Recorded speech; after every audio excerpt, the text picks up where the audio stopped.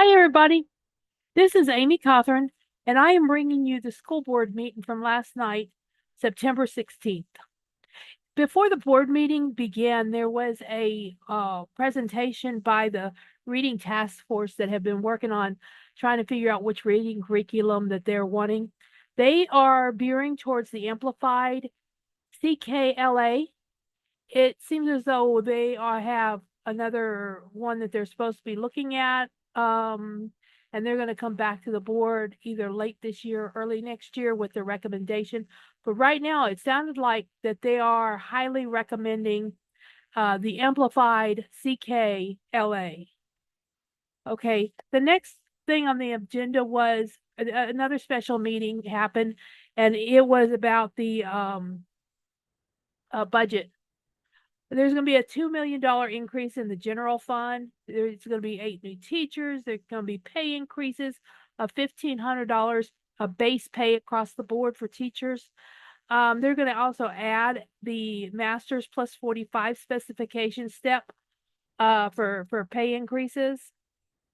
There's going to be increased extracurriculum pay events. So when teachers are out doing taking tickets and whatnot, there's going to be some pay for that. Dental health is going up by 1.99%.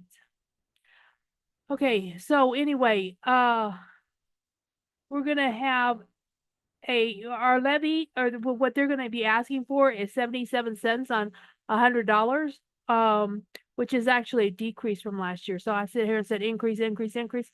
Well, their levy, what they're asking for out of our property, or for our property tax, is a decrease from last year of the point to this year is 0.77. Last year is 0.787.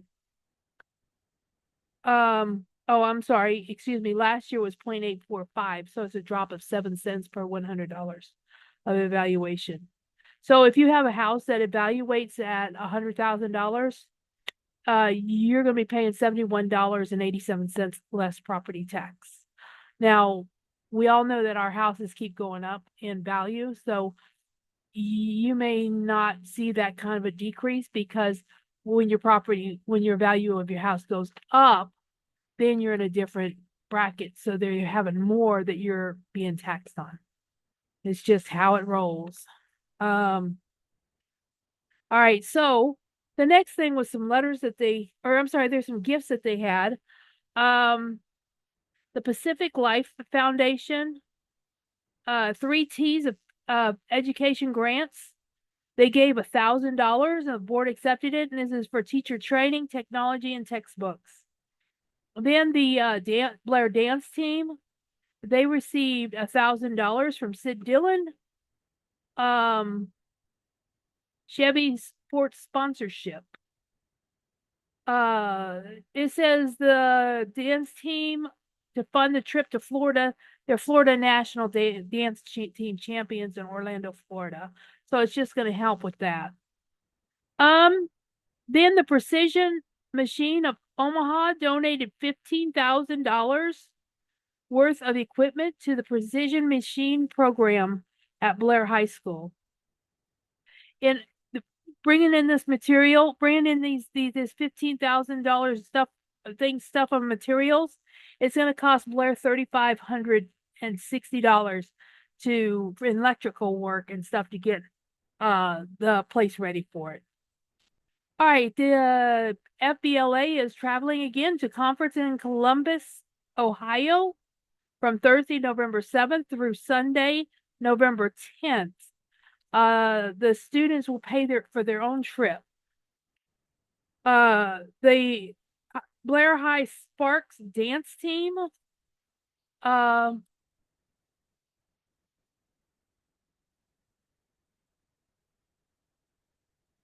going to attend a dance competition on Sunday, November 3rd at Millard High School. Let me see.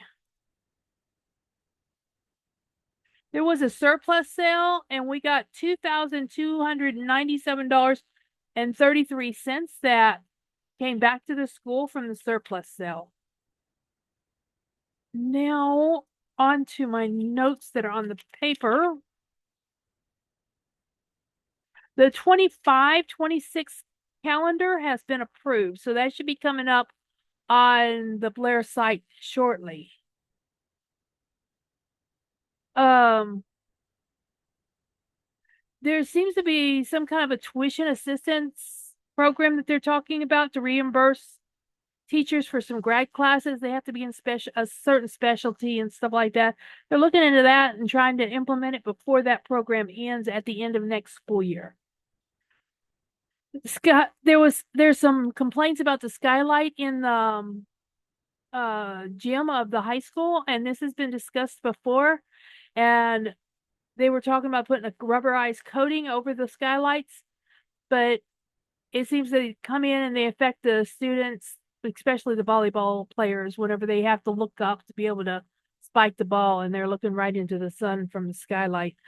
But it was estimated before at $12,559. So that's just something that's in the middle of it. Um, New kitchen equipment is in at Ott and Arbor, I think is what they said. SEI is going to provide door fobs and cameras to the automotive building. There are lots of important, very expensive equipment out there. They just want to make sure that it is secure. They're calling it this CCAP building or something like that. Sometimes it's hard to catch all words. But anyway, that equipment, that fob and camera is going to be $17,500. Master Key Unified locks.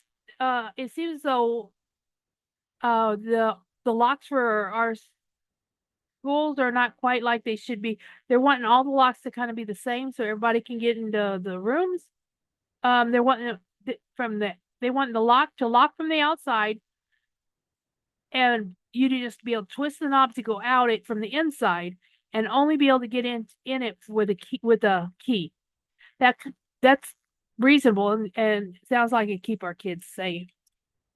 They already purchased, so this is just from last year, one regular bus with air conditioner and one sped bus with air conditioner for this year. And they plan on ordering a couple of buses a year to kind of put it in a cycle. And it sounds like they are going to include air conditioning on the new buses. They're pricing out shades for Deerfield and the other schools, but the other schools, the bids came in low enough to where they don't really have to get the board approval to be able to do it. But the shades for the windows, and the importance of this is whenever there's a lockdown, you pull the shades, and that way nobody can look inside the building to see what's in there. And for Deerfield, that's gonna be $5,975. Like I said, everybody else's was low enough to where they didn't need to get board approval. They're talking about a new intercom system.